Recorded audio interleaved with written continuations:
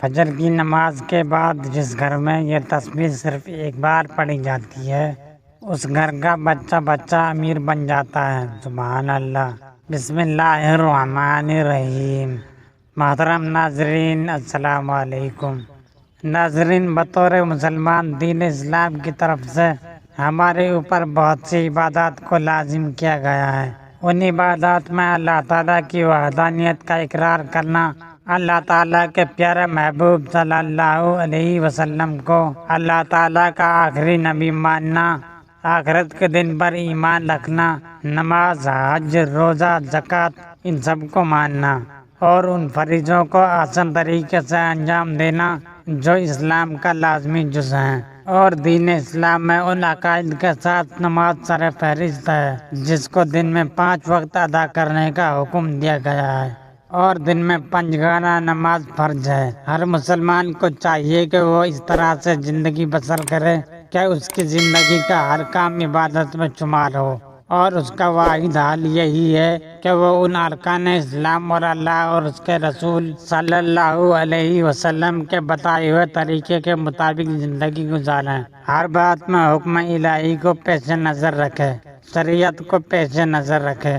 اسلام ان بڑی عبادات کے لیے انسان کو جن ذرائع سے تیار کرتا ہے اور اس کی تربیت کرتا ہے، عرف عام میں انہیں عبادت کہا جاتا ہے۔ انہیں ارکان اسلام بھی اسی وجہ سے کہا جاتا ہے کہ اسلام کی عمارت انہی ستونوں پر قائم ہے جن کا ذکر اوپر ہو چکا۔ تو ان ارکان اسلام میں نماز سر فہرست ہے۔ ان تمام عبادات میں نماز کو جو اہمیت و فضیلت حاصل ہے وہ کسی بھی صاحب ایمان اہل نظر سے پوشیدہ نہیں۔ نماز کی اہمیت کا اندازہ اس بات سے لگائیں کہ قرآن کریم کے ہر پیغام میں صلاۃ یعنی نماز کا لفظ موجود ہے۔ ایمان کے بعد سب سے اہم رکن جس کا مطالبہ اہل اسلام سے کیا گیا ہے وہ نماز ہی ہے۔ نماز مسلمانوں کی دینی پہچان اور امتیازی نشان ہے۔ یہی وجہ ہے کہ حدیث میں اس کی ادائیگی پر بہت زیادہ زور اور ترک پر وعید موجود ہے۔ نماز مومن اور کافر کے درمیان امتیاز کرنے والی چیز ہے۔ جس نے اسے چھوڑا اس نے کفر کیا۔ نماز پیارے رسول صلی اللہ علیہ وسلم کی آنکھوں کی ٹھنڈک ہے، جنت کی کنجی ہے، اور اس کی برکتیں اس قدر زیادہ ہیں کہ اس کا تصور نہیں کیا جا سکتا۔ نماز ہر عاقل بالغ مرد عورت پر فرض ہے۔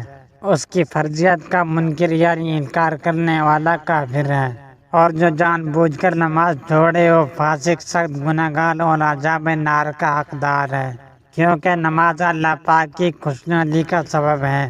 نماز فجر کی اہمیت سب سے زیادہ ہے کیونکہ یہ دن چڑھتے وقت کی پہلی نماز ہے، اور اس کو ادا کرنے میں لوگ بہت سستی اور کاہلی سے کام لیتے ہیں، کیونکہ نماز فجر کے وقت لوگ سکون و راحت اور نیند کی آغوش میں خوابوں کی دنیا میں گم ہوتے ہیں، جس کی وجہ سے آرام دہ بستر کو چھوڑنا ان کے لیے ایک بہت بڑا چیلنج بن جاتا ہے۔ جبکہ فجر کی نماز ادا کر کے اللہ پاک کی حمد و ثنا کر کے ذکر و اذکار کیا جائے تو اس کی اتنی زیادہ برکات ہیں کہ انسان سوچ بھی نہیں سکتا۔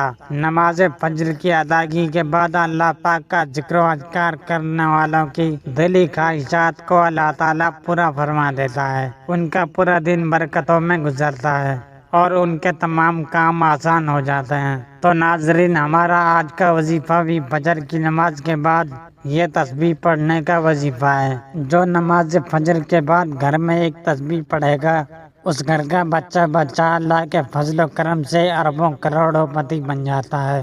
گھر میں دولت کا ایسا طوفان کھڑا ہو جاتا ہے، گھر میں دولت والے فرشتے ایسی جگہ سے رزق اور دولت لے کر آتے ہیں جہاں سے انسان نے سوچا بھی نہیں ہوتا۔ فجر کی نماز کے بعد تھوڑا سا وقت آپ نے نکالنا ہے اور بتائے گئے طریقے کے مطابق اس عمل کو پڑھنا ہے۔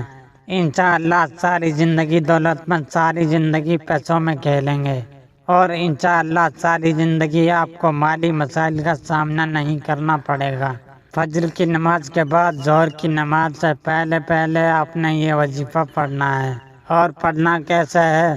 باوضو مصلی پر بیٹھ کر آپ نے سب سے پہلے درود پاک پڑھنا ہے۔ درود پاک پڑھتے ہی فوری طور پر آپ نے اپنے مقصد کی نیت کرنی ہے۔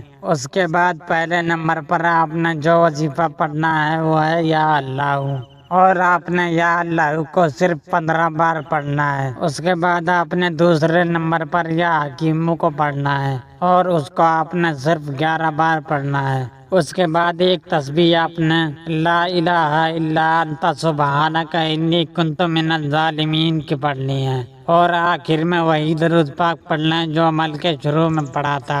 اب ہاتھ اٹھا کر اپنی حاجات کے لیے اللہ پاک سے دعا مانگ لیں۔ اس وظیفے کی برکت سے انشاءاللہ اللہ پاک آپ کی دعا ضرور قبول فرمائیں گے۔ دعا ہے کہ رب کریم میرا سنانا اور آپ کا سننا اپنی بارگاہ الہی میں قبول و منظور فرمائے، آمین۔